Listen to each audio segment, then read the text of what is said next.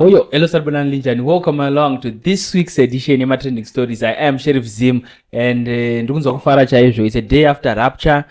Vakaenda takaenda, vasina vakasara. Timboita ningiriki, timboita podcast tirimo mu Kenan mu Golgotha. We are reporting live from Golgotha. I'm always here with two of my favorite people to work with. Ndina Shanti Wagwan. Yes, Sheriff, what are you saying? Winjoy. I'm okay. Where's the energy? You don't sound happy. I'm happy. Ufara. Yeah.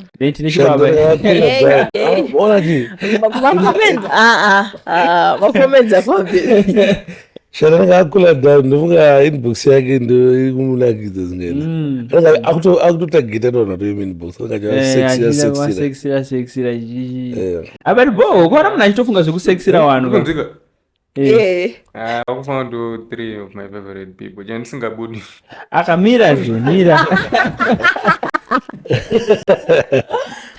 Mira, what do I see? The page, boy, baba, mukinjoere. Aiwa, mukubudane papi. Isusu tukinjoere. Mabudane pa Jerusalem era. Ngwambi wereze yakageza. Shamba. And then ndine top shata rangu repa kwekwe. Rakubatika mazwano. Boy, comrades amafanda.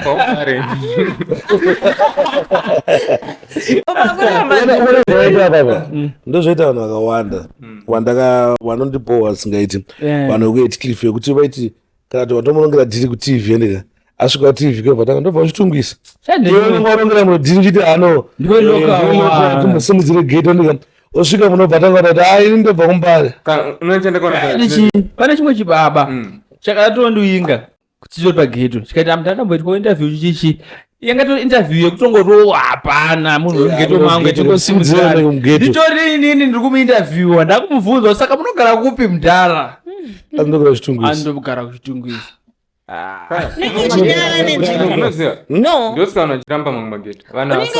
unenge uchinyara nenzvimbo yako here kana kuti inzwa kana uri wekujerusarema uri wekujerusarema kwekweya kurwisa ndobva kumbare ava ndevekumatapa iripo tazvinzwa muri wekumbare iripo chibaba chepambare. Amana rapture yakaitika nezuro namarumwe zuro yanga ine 2 days because vanga vasingazoziva kuti ndi 23 kana ndi 24 saka takazongomira kuti 2 days azichange dzakwana.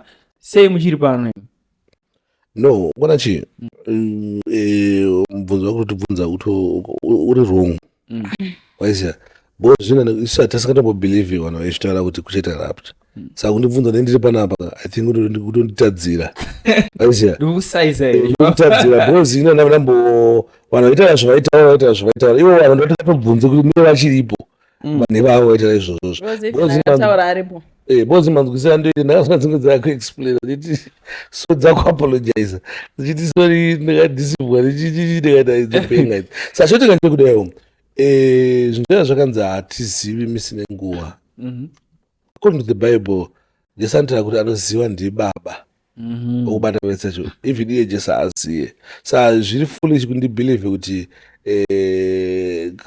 kamfeske kujoza kanoziya pana kumusika kana achitochema ita sese vanhu vanoita zvekuona zvinhu zvavo vanoudzwa zvinhu namadhimoni vamwe vanoudzwa zvinhu namadhimoni vamwe ndasiye kuona but pana macalculation anoitwa acho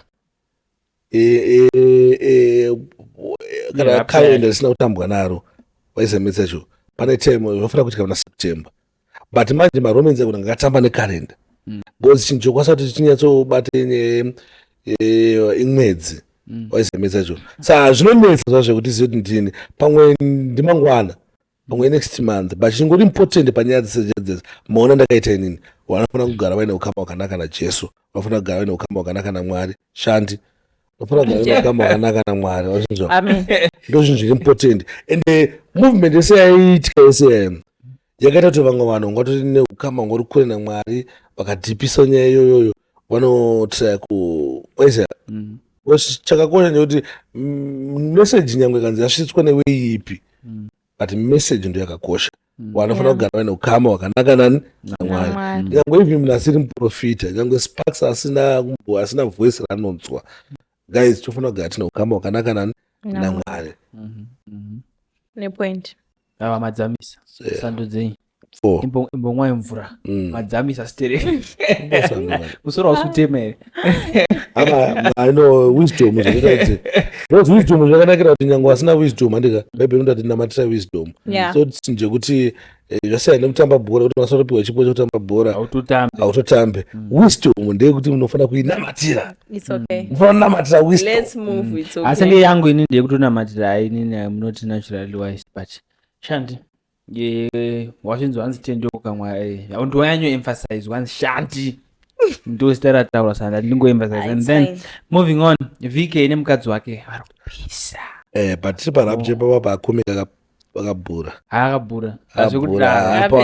makomedza naona hangu anga aine chekuita nerapta achibaba chakabhura ma1 hanzi zvizvokaonayo hanzoona yedu ambofunga kuti anga ari kid but coming out but in recent times who is Zimbabwe's best comedian? Don't believe what the comic Yoda. Don't believe on the Freds. Yeah, between Freds and comic, between the two, but I feel like comic is slightly better for me, in my own opinion. Inini manje chinozoita kuti nditi comic anondonakidza anotogona zvokuti patone confusion inotombondibata kuti ndiana wakaipa ndozofunga ndefreds why Freds manje anemwe type imwe yaanozoita especially pa behind the bars panguva yanombotange mudhevere ukamunachirova mudhevere babaka wabvaza nekutema nomuna achitenga madzibaba ndopanozvati baba ichinenge chinozoita ukamuna akadhakwa Freds unotsonga murasta saka ndozongoshandinyaidza ikembi yake yapindwa isusu vese vari good vese vanotogona zvekutoti havese vanogona but ndozongofunga kuti Freds anekanga kuzongoti I feel like in recent times Freds na comic ndo pane number 1 and number 2 ipapa and then moving on matai kana zvanetsa wakatozita matai but zvorowa zvamanje nangu ndoda kupasa pana comic Yoda ndoda kupasa ndo kuna comic pastor because ana comic pastor ndo wakamenta comic Yoda achitanga kupinda but chandoziva chekuti munhu ano ndokunazoti chiwo ndikungopasa ndo kuna comic pastors handi yakamenta comic Yoda zviri pachena hazvisi zvinhu zvakawandiswa its public information yandikutaura ndizvibona ndondinzwa ndombozvidera but what's wrong what's wrong nekupasa ndo kune munhu akamenta zvangu mira zvafamba nachita nezvangu but abada kupasa ndo kuna DJ Sparks ndo wakamenta sheriff exactly but pane zvimwe zvekuti pane mumwe munhu anoenda ngogarawo naye kana 2 minutes vatonzi maybe comic andika akainspire comic Yoda andika no akatomenta zvekutomuisa muclassroom ane maclassroom atore maclass aitoitwa na comic pastor kudhara ndito nemwe shamwari yangu akamboenda ikoko but is not fun maybe kuna chi maybe information andisinawo ndakaona hangu video raFreds achiti kuti ndicho panakatanga unodzita viral chepchepo the comic pastor angashare video rangu information andisinawo maiziva asi handizvokuti comic Yoda akatidzidziswa na comic pastor zvinozviziva ndinofunga kuti akangonongo inspiration ubva kuna comic Yoda zvekuti vanozotwa maleseni avaiti andizozviziva yangu sandizokwasita zvandisingazivaapastor tozviziva asi mwandu yasobvuma ini kuti angona angakaita sei akapaka yatsoplayiwa role yakaipa chaiyo ndinicho but ina ndikwasita zvandisingazive zvokuti maybe pamwe zvovafana ndonzwa kuti ndisingazive let's move it okay ibhoma musingazive now you know then moving on VK nechimoko chake but this is a bad time to be ex-ya VK this is a terrible time ndakandisekera VK ndazona kuti ano amaitira chavakuita this is a terrible time wakaita ex nenge VK ane butsu it's too much I feel like my ex angu they are doing very well for themselves hapana wada ari kundipa pressure bozokuna chinhu chikuzoitika pana VK manje maitira chakuzoti ari kubva azogona zvinozvitonakidza kuona saka pane zvimwe zvokuti techiti zvinopera manje kana kuti apa but azvazonyanya kuona video yesong mudhara wachitogona like pasong yasiyana nesong dzananyati dzedzi dzekuti unongochizoti vari kuimbawo kudarira but ananyati chikururudo but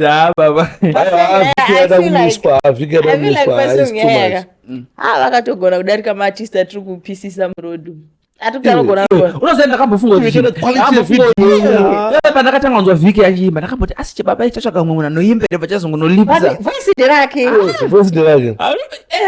unochinzwa unovhu ndivhiki but wakambozati voisi rakanyatsodzikama zvingaya kunzwa munhu akatopenga but vhiki yada kumiswa anoura Christine nenyaya dzisina nabasa ukaita x nenge vhiki ufanira kugara wakati inangu personally andichazisekere anyanya andichazisekerera chakanga chafara taona vaunfollowana mafanira aiwa isusu wedu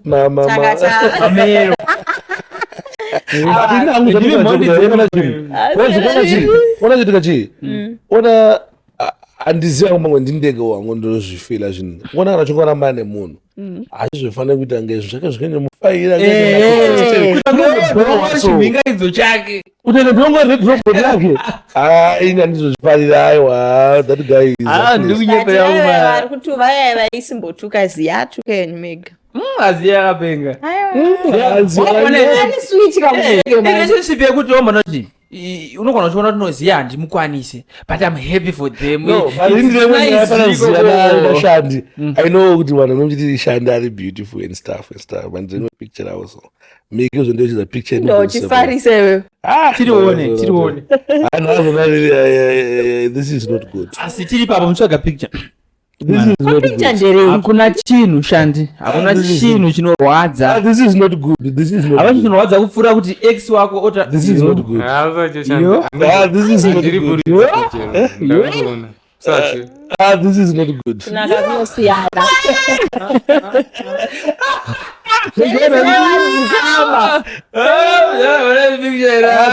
this is not good shandi uri pombi zvako atiupombi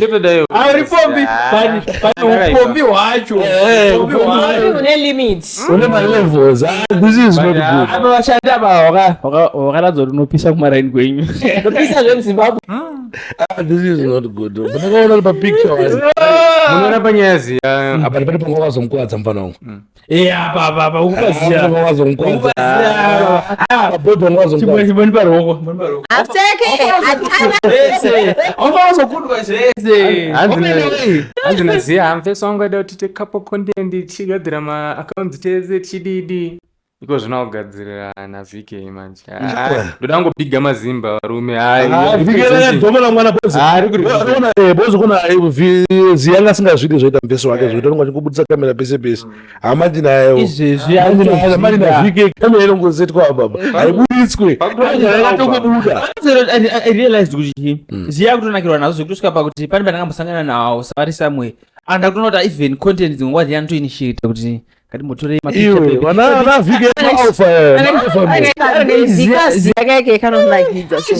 akati baby let's get a picture baby ndozvidawamwari dambonivo munhu ari serious aziya umbodo relationship I'll ask my boyfriend mandati ini ndakatobvunzwa chinhu ndotopindura ansa ipapo munhu ndiani ndikunyepere zvoda kuri kwakadzi auchidhira nemufesi akati rekaimbonunzwa madhamu unosvotwa madhamu but congratulations kuna Zia na Fiki. It's very difficult kuti munge mune relationship iri kufire semufairo wekuita yawo mudhara relationship inonetsa kumisa check out that video mwazoona kuti it's nice to be ina because I'm team it's not serious team Chris I let love win ndiri kwana Viki ina team Christabel ndari choose a side ina ndichazisekereri ndiri kwana Viki ina Viki afamba zotibudza muri Zimbabwe kuti akazotadzira china nakrista bekusvika zvekugadzira video nesong inorakidza kudaro kuda ku asatanga challenge video kumira one maex acho munomati ngati movie oni mumuvha oni but mamwe mamovie racho oni ka munofamba nepesi yakafana ndiri kunyepa pazvezviye mudhara kasvikaitika kwauri unorara nebhutsu ndokazomitiswa kuda kutraya kavira anomitiswa nechimwe chimunhu imina stand with krista.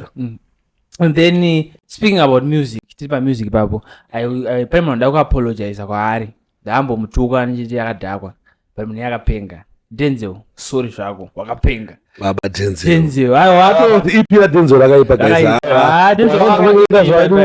ndakatozvona kuti vanhu muzimbabwe kana kukuvengera kuti tori handsome zvinoitika kutozoona kutotanga kutotsvagirwa dzimwe nyaya music yako hatiteve because uri handsome satanga usingazvione kuti wawengerwa kuti uri beautiful siyana nini so ipi yake riri boa check out that in ep yombonoona kuti wagwana aya vari kunakidza chisoja rine mavanga that's a solid ep namba ronzi rombe ria chibaba chikurova atenzi wakapenga ungoti soja nemavanga ndekuzodhipisa ona life haidi kudhipisa aizonzwa kuzoisa akaumanda kumasove zvako wajara zvokudhipisiwa unoda kungoteerako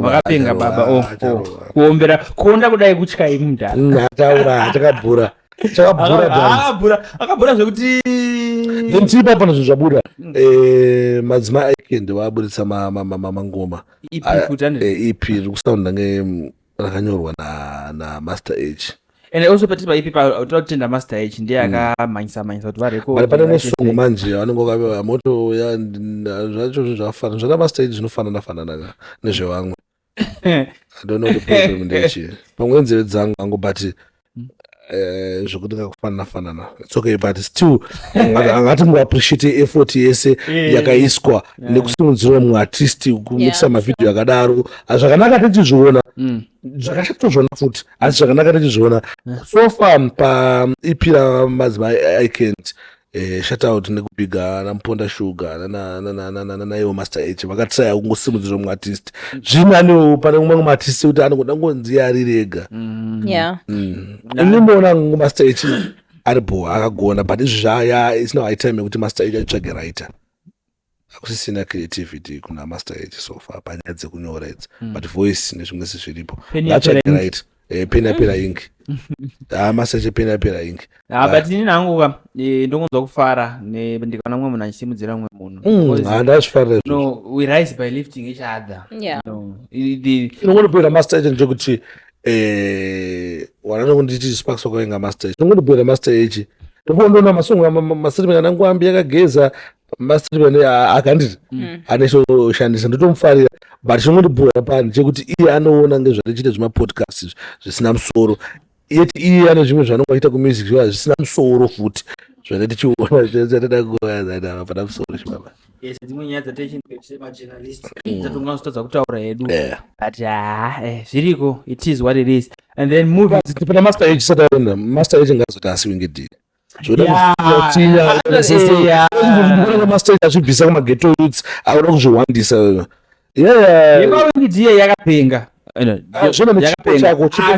indauri extremely talented haidi uri ipeni chimbope I feel like muzimbabwe wingidi ndi anoshwanisa rwanda worldwide zotonedza even kune mamwe artist chekwandopisana naamerica aufana kufanira zvibvisa muwanhu sterek master h ainozvibvisa muwanhu sterek akuda kuzvita kunge wingidi rimwe level even vamwe vanhu vandoshamisika naro even mamwe artist from jamaica vandoshamisika nazvo kuti anohana kire yake so zvitori unique newe yake vaizemedza zvo sangasanozviti ngasazvibvise kumageto youths ngasanozviwandisa sterek ngapinde muvanhu ngalinge nevamwe ngabata nevamwe hapana chinomboyanoshamisira chavari kuita sterek chekuti vazvitinye and then moving on Diamond Platnumz akataura something chakatanga chichita kunge ari kuda kutsiura vanhu but muperero zvakazonoita akati iye semurume haufanira kuzviwesta uchiita zvekurara nevasikana wakawanda should have one faithful partner. Asi kana zvazorema ingoita 4.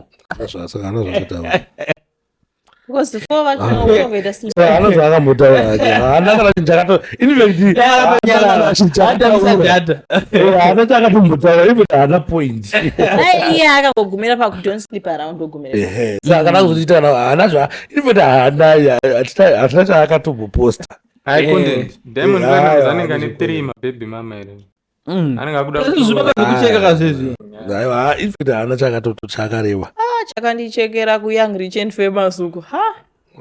Akacheka kuti wakatonzi kuti atombonichekawo. No, not kudaro but mavhiringidziro aita vasikana asaudire. auya pa Diamond auya. Or that are interested. Achiti Shanti achitana nekakusendi kake. inoda boyfriend ne 5,000 followers zvichidzika. Mimi ndakawe kuvhiringidza, mune muchivhiringidza. Andovhiringidzira kuinbox iso. Vhiringidzwa nemakomenti ena friends mochadza kuvhiringidzwa nana yo ti miss. Vhiringidzwa nechi? Nemakomenti zvichokwa na friends achiacta sonoti Unzwa mafindi fuwa rati talenda riri ipapo. Let's move. Let's move. Ndakuisa paposition kuti ushore mumwe wako. Andife. Ndoposition kana kokuisa yeye. Right, since Diamond asina zvakataura. Ana zvakataura. Mashoko nevoice ramaisamba changuti varovere maoko ndo mafungiro avo. And then moving on, it's a sensitive story yanenge ichinetsa especially kuma intellects kuti the Chinese people vakabatwa vaine hupfu vakapiwa mafaini baba. Cocaine kando hupfu. Thank you. Right, vakabatwa vaine cocaine vakapiwa fine 150. I'm not so sure it's ibewe here kana kuti fine 150. And then tina Raspombi vakabatwa nebrongo ndobva apiwa 6 months. Dziri effective and akutopinda mjirani.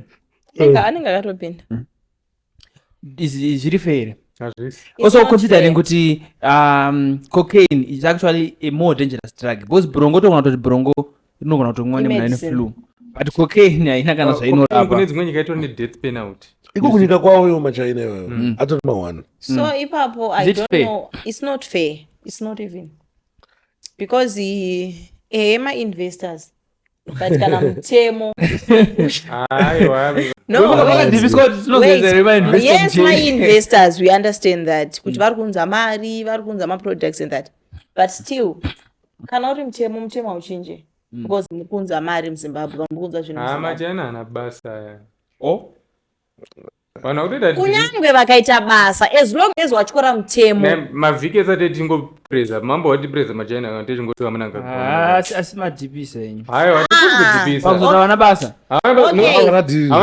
bozoona zvoitika nezvideo ukatasa kuti maitira vanoita madhira awa ndika watobhengere muno mazhinji vacho anoinzwaiasa kuti vana uyu hakuswere kuti munhu haana basa sekuti maybe newei kuti paeconomy zvokuti tingatiti zvakanyanya tikati machina haana basa tikutaisa chinhu munomu hamuna mabhatira edu makutozobva kuchina achidzoka muno saka davangokapenga zvese izvo handisi kuramba kuti chiina mireka nditaure zvandiri kufunga zvacho kuti machina haana basa. I feel like ifire brigade, it's putting everyone in one bracket because tikatasa zvimwe zvinhu zvaachievwa napresident ED zvaachievwa with the help of the Chinese people. For example, parliament is with the help yemachinese. Vakabhadharwa. No, it's about friendship. No, China Zimbabwe friendship wabata. Vanokwanisa vakabhadhara but mari yavo vakabhadhara does not equate to the amount that vaifanira kubhadhara. Kumarani kwedu kune chikoro chemachina cheche. It's because of the friendship between Zimbabwe and the Chinese people. So kutiti havana basa. Okay, kuna vamwe vasina basa vanongoya chiwo inini havana basa yavo. Havana basa zvelevel rekuti tingavarega 150 US fine. Hatina kuramba munhu ane tumabrongo mukujoka kungoti mainvestor doesn't mean kuti zvone ari kubva autoinvestor zvekudaro. Ende inini point yangu iri pakuti kunyange vakanzi parliament vane hand, nyange zvakanzi pai vane hand, mtemo ukataura uchikaisiwo manje you are now being rational. Ukona chipo kuti mtemo ndopakutsvanya kugonesese papo because maitikira akaita maevents aya anofanira kunyatsotariiswa closely tinyatsoona kuti why ichi chakazoita kuti Raspombi apinde mukati aisei pamwe pacho pane kushaya maloya pamwe pacho pane kunyangwe Sparks no ukashaya lawyer manje because mama Chinese ayangona akazopiwa that sentence because of how good their lawyers were kukudzazve auzeri mutongo we understand but isusu hatifanira kutsikirana as maZimbabwe no kutsikirana Machina angona akatonzi 10 years you understand then malawyer awo obva aisa a good argument vaibata mutongo obva wadzikira so pane zvakawanda zvakafana nyaya yeChewmaster handiti vanhu vaiti chi anofanira kupinda mukati understand but akapinda mukati hana akangobhadhariswa chi fine mira pafine hatisi kuramba but 150 ndo mira 150 nemari yavari kukesha vanhu vamutaura 150 ipapo hapana kujeka but kunzwekana tichiagiwa nyaya ndika taka takutaura isusu kuti zvoni nemari dzava kuita semutauni ngo ndakutanga takutobuda munyaya shandi but ini ndikutaura ndika nditoya kuti nini ivo pada kutaswa nyaya chaizvo kuti nyatsoona kuti nyaya yakaitwa sei pamwe magames aripo here aungainawo ari kuzikanwa here pamwe munhu wawe akatonyeperwa nyaya yazoteerwa nawako nevanhu vakadzidza zvinhu zvikaizvo unozonzwa dzimwe nyaya unongonzwa medzacho pasi patandasi kusapota kuti zvoni munhu angaine cocaine ngabhadhe 150 then Raspombi kuita sisi inofanira nyaya ida kuyatsonzwikwa inofanira yatsonzwikwa kuti matongerwo akaitwa nyaya yaRaspombi akatongwa ndiwo here matongerwo akaitwa nyaya izviri fei kuti ada kudzikombeya ndikatoona kupedza tazoona kuti mbongo muchaina yaka pamwe aitopomerwa wanga asina cocaine yacho pamwe haistori cocaine pamwe zvinhu zvinoita kunge cocaine ubana mezacho but kana nyaya dzakutaura dzotaurwa nepasi riripo saka dzinonetsa but mageto youths ngatingotishayewo by all means kuti tinge tisiri kumadrugs ndo chinhu zvakanyokosha ngatisange tichiwa tiri paposition isiri ball inopedza tazopinda muna taisirewo plus zvinoitika kukoti zvimwe enough ndakapinda macode sessions akawanda what I've realized is munhu haungotongwe unopiwa nguva yekunzi imbotaurawo kuti uri kubvuma mhosva here ukuramba mhosva here ukuita sei ukasvika ukangoti ndiri kubvuma mhosva you understand unenge honest and stuff patakutaura zvinoitika mukoti unoona kubva watopiwa mutongo uri nani padzimweni dzenguva dzingogona kupiwa uri wese pamwe pacho unogona kutanga nekusaramba mhosva pamwe pacho vanotarisa zvakawanda vaibata waona pape Chewmaster inzi akaratidza remorse kutoratidza kuti you regret what you have done zvinodzikisa mutongo you never know zvabehavioral traits akanoradzwa naRaspombi wacho amukoti maybe akaratidza kuti hana basa nazvo hatisi kuti ndo zvakaita but zvimwe zvinhu zvinoconstituta because remember kuti panotongwa nyaya vanotasa futi behavior yemunhu zachotoona kuti mumwe munhu anganopiwa 12 years obvanzi but 6 months have been suspended on condition of good behavior you understand it's okay kuti ari mose yemukoti yakapenga sadhero munhu anenge acheka munhu musoro upinda mukoti otanga kuchema ndakakanganisa ndiregereakona chii zvinonetsa nyaya dzemutemo dzinonetsa zvinokasinyatsonzwisa kuti zvinyatsofamba sei pamwe pane mumwe munhu akatonge akanga abatwa nemabhurungu iwayayo 100 andika akutora iwayo obva apiwa 6 months obva angonzi ndimukona paipa zvamakaita paipa andika chizvita pamwe zvekokeni zvacho pane mumwe munhu akamboita sei akambonga abatwa nekokeni vapiwa 150 vanzi wabhata 150 saka zvinoyatsonzwisa neknowledge unoona pese zvozoparawo mhosva futi unoziva mukusaziva saka nyaya dzinonetsa but isusu nepfungo dzangu inini ndikuona ngepasiri fair papo pasiri fair yeah it's very true tichitaura mutauriro wekuitwa nyaya it sounds unfair ini kusaziva kwangu mutemo because kutaura tikatasa mutauriro wekuitwa nyaya zveshuwa you feel like it's not fair munoziva kuti kana uri kune imwe nyika ukapera mhosva unopinda mawanisei vasiri vemunomu wakutowana tinenge timaprivileges kudarika izvozvopatikutika parakunenge panokutaura kamiki kuti isusu parakunenge pasitonda privileges samatauro ari kuita iweyo pamwe pane maitikira akaita zvinhu remember vanhu avana because cocaine inotodhura ka means vanhu vatone tumari twaina maybe wakatotsvaga lawyer anonyatsoziva zvaanenge achiita wakaita se so zvakawanda but anyways zvinonetsa kukomenta nyaya idzi, but anyway let's move on to the next. Tichitaura nyaya dzekupara mhosva. Pane murume akarepa huku, tingaiti mhosva here? Akadya muriwo. Ona munhu yadhenja zvelevho ripi zvelevho rekuti iye ari chero chinhu chine buri aona kuisa munzeve. Very dangerous kuti munhu yaari very dangerous. Munhu zvakatika kupi zvinhu bosi munhu yaakona wakarara ndika wakarara kana hauna buri wakafuka pamwe wakasakana kaheti panapa. Bosi nyaya kaina chekutopinda nemafeelings. Nyaya kaina chekutopinda nemafeelings. Bosi tingati mafedhas akakwidze mafindfuwa.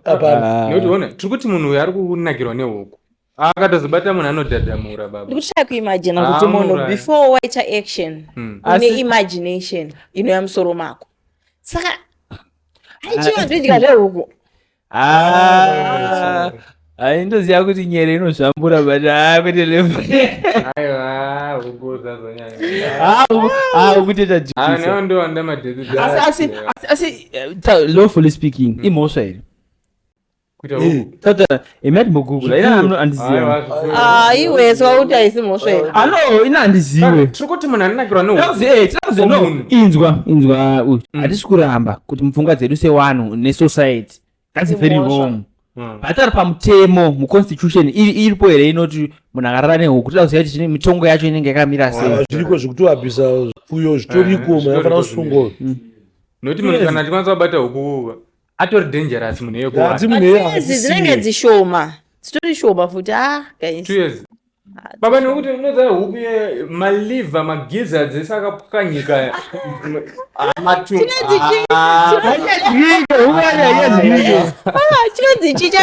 Chinonzi chinovava mukati mehuku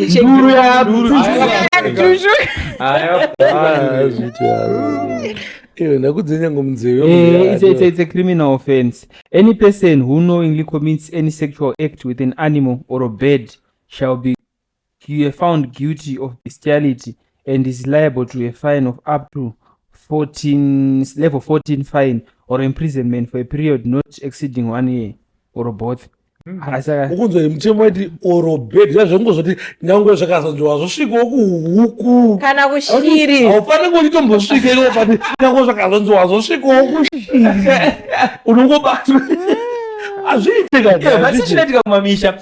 Remember nyaya idzi dzakazara kumamisha. Anotanga kuzonzwa apa but mbudzi ndakatomboona imwe yembudzi anombozama mombe. Indakona wembudzi amo unonzi ati wewe mombe ndofunga antonzwawo mafeelings dzokuti bozi mombe iwo wakasvibera mombe no enzeka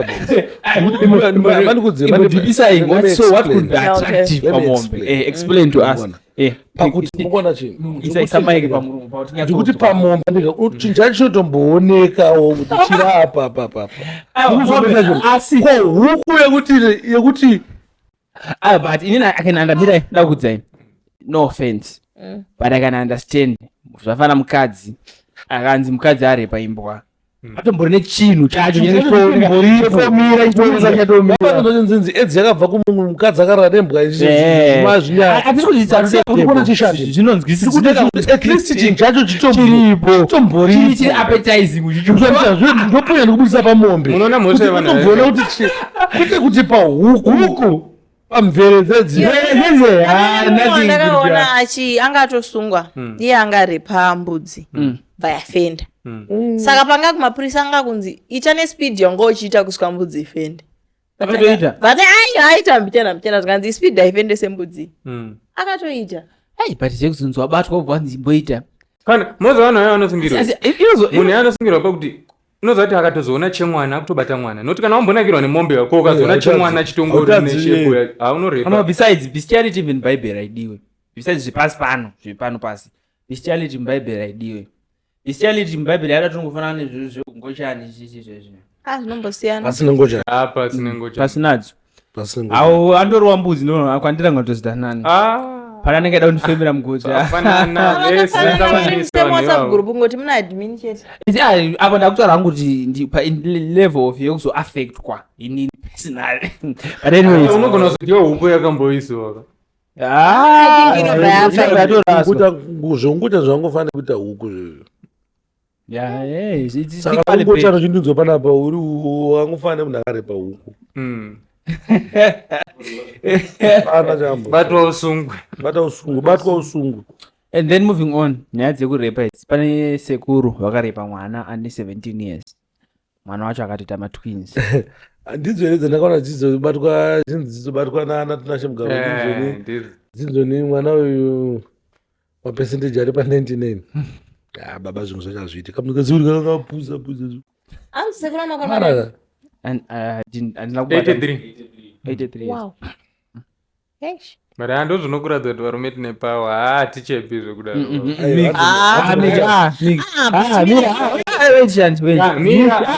Mira. This is not the time yekuti varume vakapenga. That's wrong timing. That's wrong timing. I think tofana mbudza chipoteni dzakamira. Aiwa chiprofesa ambosvisa point yangu. Mandikurumidza mandikati. Pasiripo. Chishamiso ini munhu atori ne83 murume ka ndatozofunga kuti kudani ngasingachatosharira. Even yakanzi. Ndeye kuti nyaya yacho pawaisa. Ukazoona ka nyaya idzi sensitive story kune munhu akarepirwa. And then uonekwa uchiti no. Chao varume vakapenga kumana dzakatoisa. Svika 100 years ano. But even now 83 anenge asisiri weekend like pabody. Dhai zvaidya midzi zvimadhari zvekutoti angatotsimbirira mwana zviri hanzi mwana wacho akaremara boys. Okay. Now I understand. Ndowedhira kushandisa Ari disabled. Ane urema. Okay. Aiwa, if you say so. Hanza vanzi vari disabled. Anonzi living with a disability. Yeah. Aiwa makadaro I can understand because past 17. Hey, but ndakuvunza Shandi. Lese warepwa. Mwana wacho unogona here kunyatso kumuda kumupa rudo. But mwana chipo chinobva kuna Mwari. That's why shinzi most of times wakarepwa go and report earlier. Kana pane zvaitika. Because like every time pandotarisa mwana uyu pane a certain imagination yamusoro mangu. Asi hauzodhipisa here futi kuti mwana chipo chinobva kuna Mwari. Nemutowo usingafarire. Ndodhipisa but ma-percentages ekutraumatizwa kwangu anenge ari high. DJ Sparks muneona sei? Nyaya yamukudaro. Kuti warepa ubvoita nhumbu. Inachingofungudza kuti nyaya yekuti inofanira kupindwa naShandi. No, takutaura hedu objectively speaking. But tangotaura tichingotaura sei mwana wako arepwa iwewe for example and then aita mwana wacho unokwanisa kunyatsobuda here sasekuru. Ndopesa ndatozotadzira vanhu kana ndakugara zvisiri izvo. Ndachingofunga kuti zvangotaura naShandi ndizvozvo. And I'm just to add on to that. Anyone of us could be mwana wekurepiwa. Moibad. Sana don't think kuti mwana anenge ane mhosva kana uchi. No. Chine chinhu chekuti you have to live with. Mwana ana mhosva. And I also share the same sentiments. Zviwanga zvamagara minazvo kunzwa Shandi. Zvekuti une chimwe chinhu chinosa chakangotadzira but still uri kungosurvive ngoenda. Pane varume vatotadzira but moto uri une vamwe varume mukuru. Okay, but inini what I'm saying is this. Maybe with time ndozopedzera ndahila but I think it takes time. I also feel like that counseling yakasimba. Yajonesa apata counseling yakasimba kana kuti Mwari iwo cheche watongoizoti nyaradzi semanyaradzi vanongotiita patinofirwa. Because even mwana panita musikanzwa unoona kutsva nemwe way futi nyangwe asina mhosva. So anoti nyaya ika yandinetsa ndikomende kwana. Ngaichitongoda kuti amen handiziyangu. But I feel like kana uchinge warepwa go and report earlier so that usazogara nemwana wekuti you never love that child for the rest of your life. Asi kana unga warepwa kuti wakamboendawo pamusoro zvazve. Zvana mining yakazvokuti yabuda idzosera. Obva wageza. Wogeza. But you know what I feel like is kana uchinge warepwa uzoita mwana you need to have pada counseling but you also need to understand. Mungeni kondomera. Ekuti nchikangana. Ndiziva. Handichanyatsoziva kuti pakondobura riripo here. I'm not sure. Ine chandakanzwa ndechekuti mukoti makataurwa kunzi allegedly kuti mukoti makataurwa kunzi pane payakatombobva vakaidzorera. Ainda tozo. So for me Papasina makondo. Noti pane pavatoti kwaenda kambokumbira kuti komadima itawo neprotection. Yeke. but ninanga personally I believe zvakataurwa nekoti kuti hapana rape. Zvakangotaurwa nemutemo ini ndozvibelieve hangu. Wala 100 Let's move. kudosera kumashure. Moving on. Nox is set to release a new album and Nox mageneral ane nguva arimo. Legends. Because ava vagara vasurvive muindustry. Inini hangu ndichitaura semunhu aona brand new video. Kuna kubudisa this Friday. Nox achatinetsa asi kuzopera. Nox ane video yakaipa, ane song yakaipa, ane sound nyowani yakaipa yekuti kana uri munhu anoda asina utsinye nenzeve dzake zvakada kuti ambonakirwe zvake tofanira Yeah, it's very true.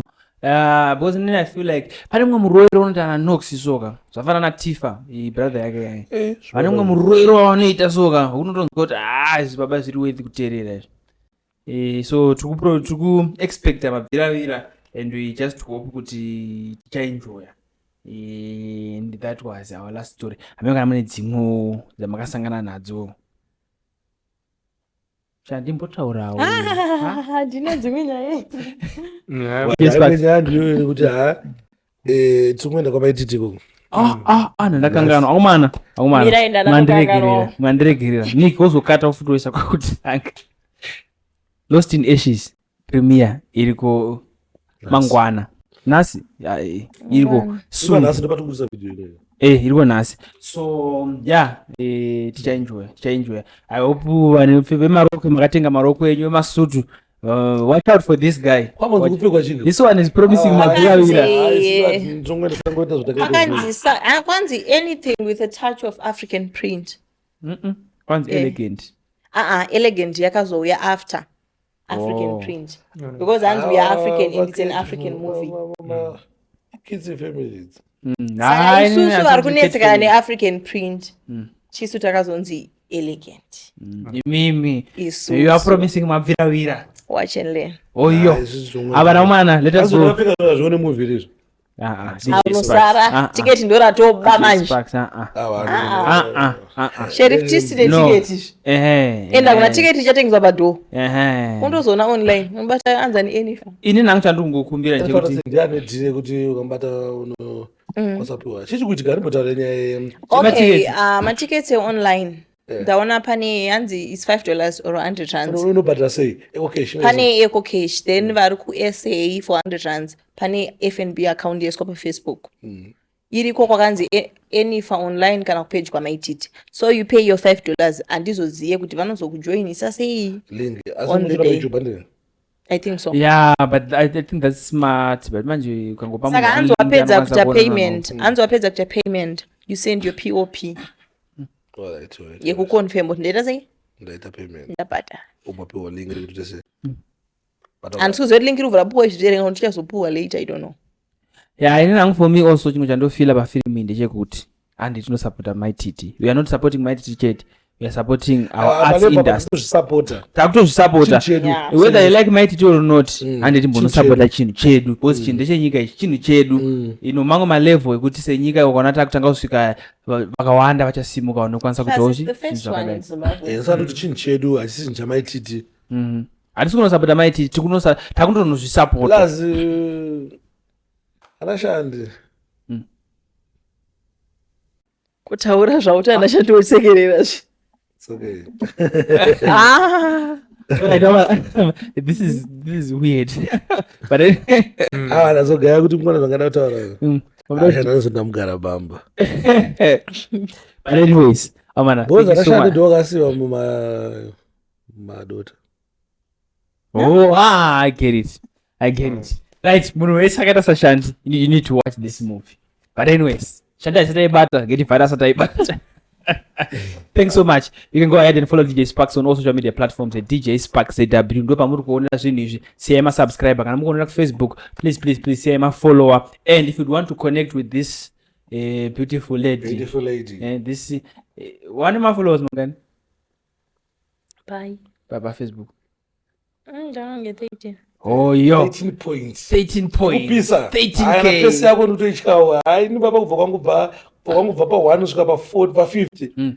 It was difficult. So congratulations to this. You can go ahead and follow this superstar on all social media platforms at Shanti Pro. And if you'd want to connect with me at a personal level, go ahead and follow me on all social media platforms at Sheriff Zim Cars on all social media platforms. And go ahead and follow Mick A on all social media platforms. Most stream our music on all digital stores at Mick A across all social media platforms. Ona face yake. Wadaona face yake munoiona chi pages pake.